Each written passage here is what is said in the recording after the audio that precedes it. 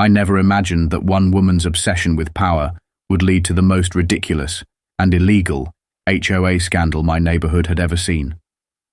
But when I saw a cement truck in my backyard at midnight, I realized this was no longer just petty HOA nonsense. This was a crime scene. But before we get to that, let's rewind. It all started with a simple pool renovation. My backyard pool was outdated, a relic from the 90s that had seen better days. Cracked tiles, inefficient pumps, an overall eyesore. I'd had a fantastic year at work and finally had the budget to make it perfect. Sleek, modern tiles, energy-efficient equipment, and safety upgrades. Nothing extreme. Living in a homeowners association meant following the rules, which I did to the letter. I submitted detailed plans, included material samples, even a 3D rendering so the board could visualize it.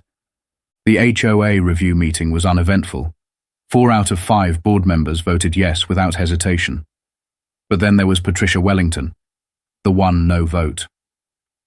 Patricia had recently been elected HOA president, and to say she took her role seriously would be an understatement. She wasn't just enforcing the rules, she was creating new ones out of thin air. She was the kind of person who measured the height of your grass with a ruler, the kind of person who knocked on doors if your trash bins were 1 inch out of place, the kind of person who carried a clipboard everywhere. During the meeting, Patricia stared at my pool plans with disdain. She flipped through the pages like they personally offended her. "These tiles," she finally said, tapping a perfectly polished nail against the material sample, "are a very Mediterranean blue. Don't you think that clashes with our neighborhood's aesthetic?" I blinked. "It's a pool. It's supposed to be blue." She sniffed. "Yes, but we strive for a traditional American aesthetic, and this is just European." The other board members exchanged looks. One of them coughed to hide a laugh. "Patricia," one of them finally said, "it's just a pool renovation. It's not even visible from the street." Her jaw tightened. But since the vote was 4-1, she lost. I scheduled construction to begin the following month. That's when the harassment began. First, I received a letter saying my grass was 1/2 inch too tall. Then another one about my mailbox needing more reflective tape. Then a citation for visible surveillance equipment after I installed a Ring doorbell, something specifically allowed in the HOA guidelines. And every single letter was signed with Patricia's name and a smiley face. The day my pool renovation started, Patricia's white Mercedes SUV was parked directly across the street. Every morning she was there, watching, taking photos, making notes on her iPad. I finally had enough. I walked right up to her driver's side window and tapped. She rolled it down slowly, a smug smile already in place. "Is there a problem?" I asked. She didn't even blink. "Oh, not at all, sweetie," she said. "I'm just documenting all the violations for our monthly HOA meeting. Someone has to maintain our community standards." She was enjoying this. I took a deep breath. "I followed every rule, Patricia. The board approved my renovation." Her lips curved into a fake sweet smile. "Well, we'll see about that, won't we?" I should have known she wasn't done. 2 weeks later, a stop work order appeared on my front door. The reason? The depth markers on my pool steps weren't in Times New Roman. I stared at the letter, trying to process the pure insanity of what I was reading. There was no rule anywhere in the HOA handbook that specified font choices. That's when I knew Patricia wasn't just enforcing the rules, she was inventing them. I marched straight to her house, HOA handbook in hand, ready to call out her nonsense. She answered the door wearing a tennis outfit, holding a glass of wine, at 11 a.m. I held up the letter. "This is absurd and you know it." She sipped her wine slowly, watching me like a cat watching a mouse. "Oh, Sarah," she said with a condescending smile, The President's copy of the HOA guidelines has all the amendments that haven't been formally distributed yet. My eyes narrowed. You mean made-up rules? She laughed. Executive privileges, darling. You wouldn't understand. I clenched my fists. I could feel my blood pressure rising. You can't just make up rules to stop my renovation, I snapped. She tilted her head. Watch me. That night, I drafted a formal request for an emergency HOA meeting and sent it to the entire board. 3 board members responded immediately, shocked by Patricia's actions. They scheduled a meeting for the following week. The next morning, Patricia's SUV was gone.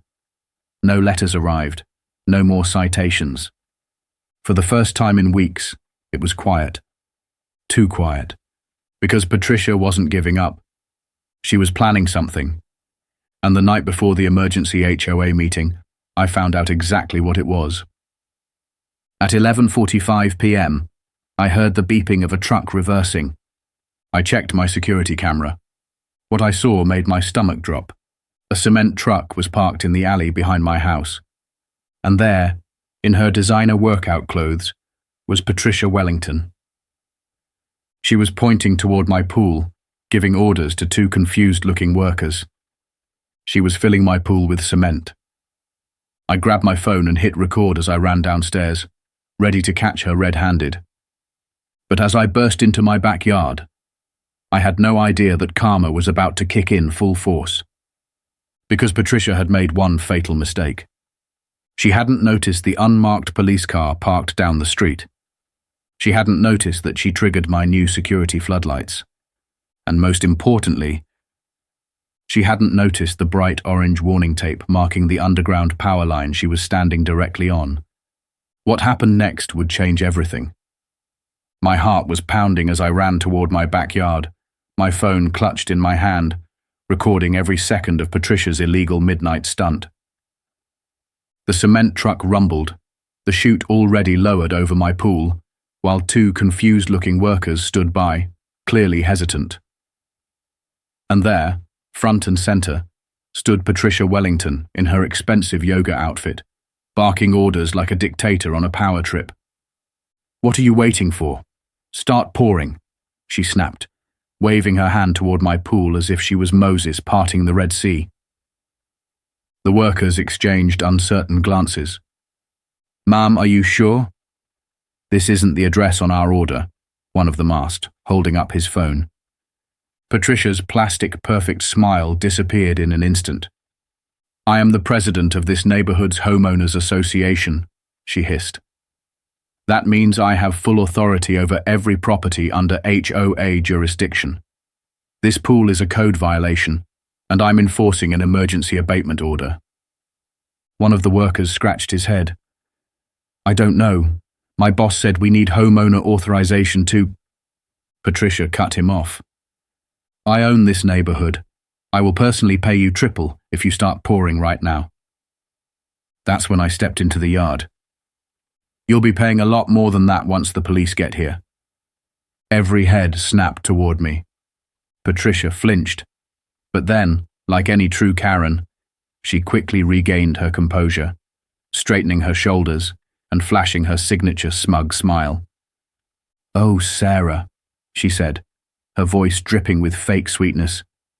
"You're up so late. You really should be inside. This is official HOA business." I ignored the gaslighting and pointed at the giant cement truck currently positioned to destroy my property. "Are you actually trying to fill my pool with cement? Are you insane?" She laughed, completely unbothered. "Sweetie, I'm actually doing you a favor. You were in clear violation of our neighborhood's aesthetic integrity, and it was brought to my attention that your pool is an unapproved modification." My fingers tightened around my phone. "The board approved it. 4-1, remember?" Her eye twitched. "Well," she sniffed, "due to recently updated bylaws, we had to revisit that decision, and unfortunately for you, it's now considered non-compliant. So, really, I'm just saving you the trouble of dealing with further violations." I took a slow, deep breath. She was actually trying to justify this. The workers, meanwhile, looked like they wanted to be anywhere else but here. I think we should call the boss," one of them muttered. "No," Patricia snapped. "There's no need for that. Just start the pour." But before they could even move, we all heard a sharp cough from behind us. "Ma'am, I'm going to need to see the permits for this work." The voice was calm, but authoritative. Patricia spun around so fast, her blonde bob nearly whiplashed. Standing at the edge of my yard was a uniformed officer, his badge gleaming under the floodlights Patricia had just triggered. Her smile evaporated instantly. "Officer!" she squeaked, quickly adjusting her posture like she was suddenly in a job interview. "Thank goodness you're here," she gushed, switching into her innocent victim act. "This pool has been deemed a community hazard, and I'm simply executing an emergency HOA directive." The officer raised an eyebrow. "At midnight?" Patricia blinked rapidly, clearly not expecting to be questioned. "Well, yes, it's an urgent matter, and as the HOA president, I have the right to order emergency actions on behalf of—" "That's not how that works," the officer cut her off. Patricia stiffened. The officer took a step forward, holding out his hand. "Let me see the paperwork." Patricia hesitated, but then she reached into her Lululemon jacket and pulled out a printed document.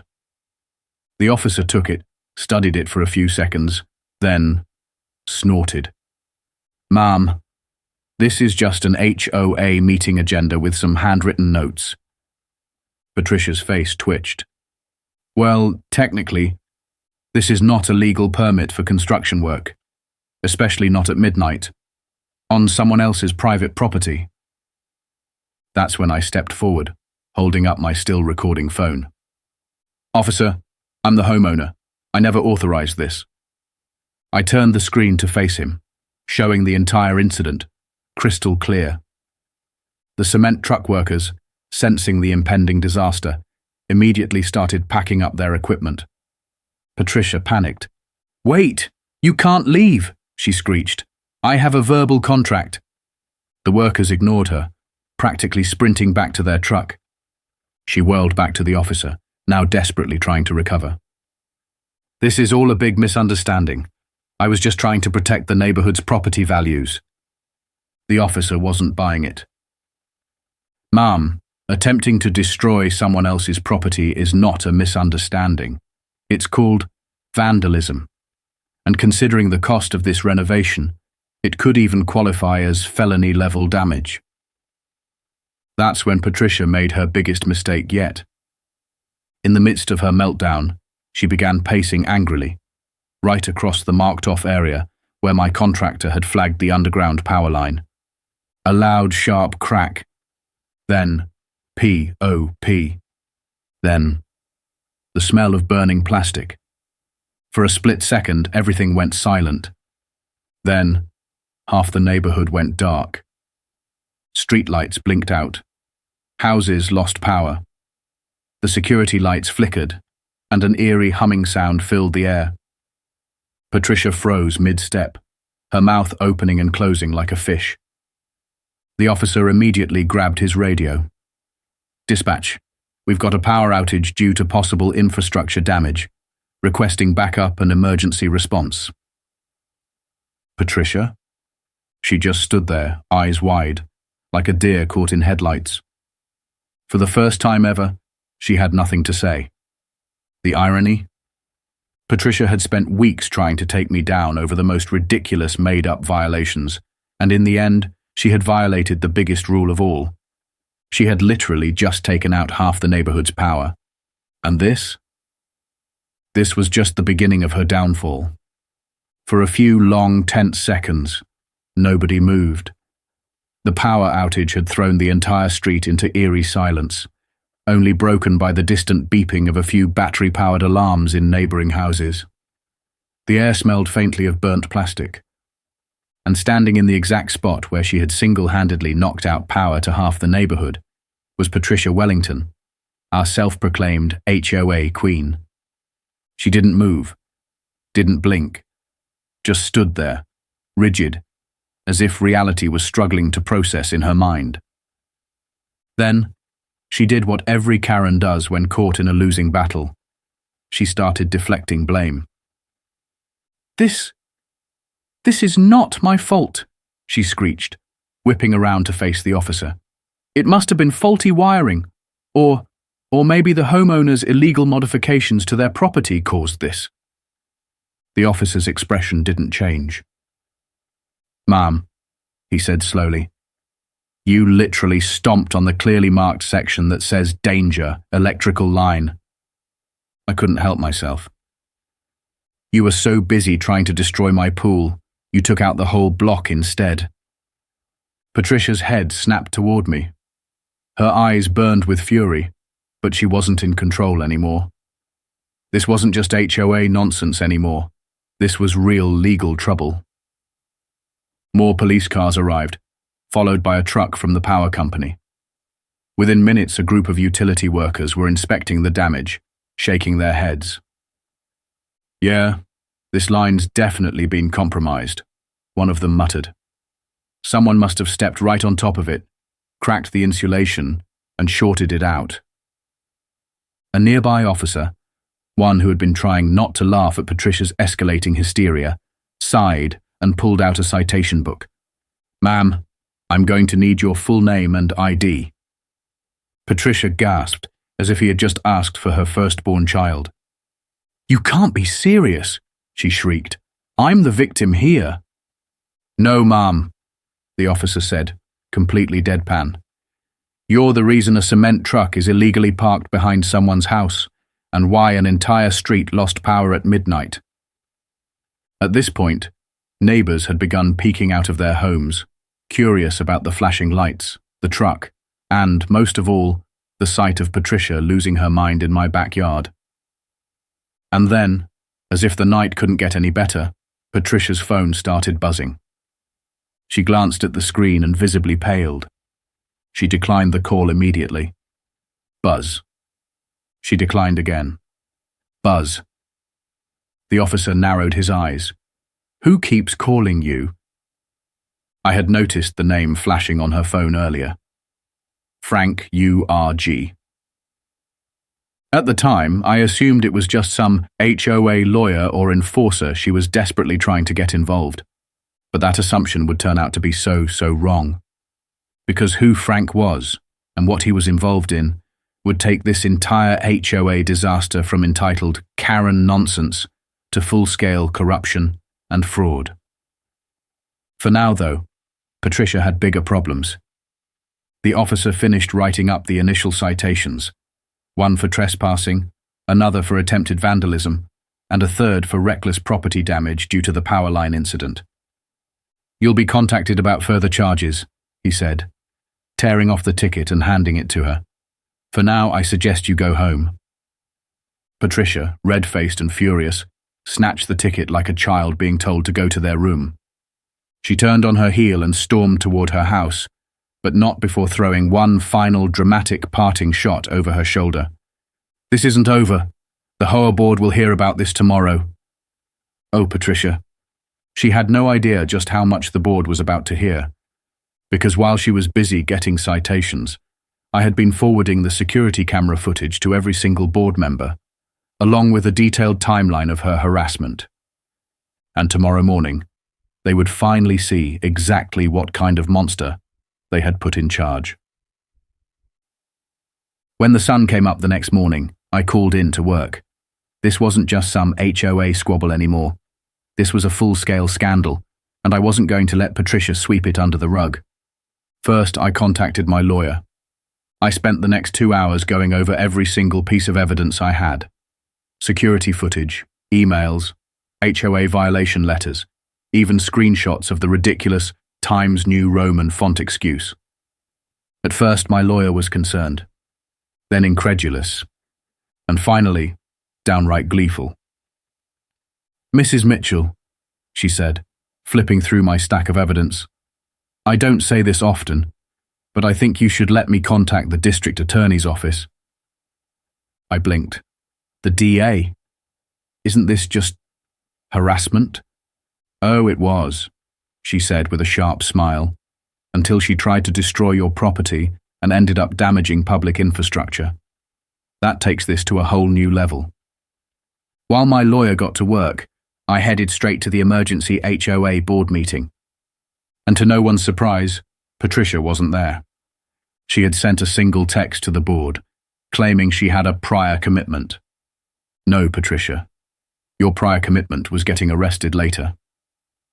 The other board members were shocked as they watched the footage. Some of them had already suspected Patricia was being excessive, but none of them had imagined she would go this far. Then came the real bombshell. Janet Wilson, one of the older board members, had quietly been investigating financial irregularities within the HOA. She stood up, holding a thick folder of documents. I've been noticing some strange discrepancies in our financial records, she said, so I did some digging. And what I found is disturbing. According to Janet, Patricia had been artificially inflating fines against homeowners and directing the excess funds into a private account. But that wasn't the worst part. The mysterious Frank, who kept calling Patricia. His full name was Franklin Morris, and he wasn't just anyone. He was a real estate developer. One infamous for buying out struggling HOA communities, forcing out homeowners, and flipping the properties into high-rise condos. And Patricia? She had been helping him. She had been systematically tanking property values through excessive violations, harassment, and arbitrary rule changes, all to drive homeowners to the brink so they would sell at a loss. Patricia hadn't just been annoying. She had been committing fraud. As soon as the board realized what was happening, everything fell apart for Patricia. By the end of the day, the district attorney's office was already investigating. By that evening, Patricia's house was raided for evidence. And by the next morning, the headline on the local news station was clear: HOA president arrested in massive fraud scandal. She had wanted to destroy my pool. Instead, she had destroyed herself. The courtroom was packed. Neighbors, reporters, and even a few members of the HOA board sat in silent anticipation as the judge took his seat. At the center of it all, standing stiffly beside her lawyer in a designer pantsuit that couldn't hide her obvious anxiety, was Patricia Wellington. This was the moment she had never seen coming. For years, she had bullied, harassed, and manipulated homeowners, making their lives miserable in the name of community standards. But today, for the first time, she wasn't the one in charge. The charges against her were staggering: fraud, conspiracy to commit fraud, attempted property destruction, trespassing, destruction of public infrastructure, theft of HOA funds. And thanks to the evidence found on her computer, along with Frank Morris turning state's evidence against her, the case was airtight. The prosecution didn't hold back. This is not a case of simple overreach, the DA stated, his voice steady but firm. This is a case of deliberate corruption, a woman who used her position to extort, intimidate, and manipulate homeowners for her own gain. Patricia sat rigidly, hands clasped together on the table, her jaw clenched so tightly it looked like she was grinding her teeth into dust. Her lawyer tried everything, claiming it was all a misunderstanding, that she was just a dedicated community leader, and even suggesting that Frank had framed her. But the moment that sealed her fate, the security camera footage of her standing next to a cement truck at midnight, ordering workers to pour concrete into my pool. The judge took his time reading the list of charges, then peered down at Patricia over his glasses. Ms. Wellington, you spent years weaponizing HOA policies against your own neighbors, not for the sake of community improvement, but for your own financial gain. And when that wasn't enough, you resorted to outright vandalism and criminal activity.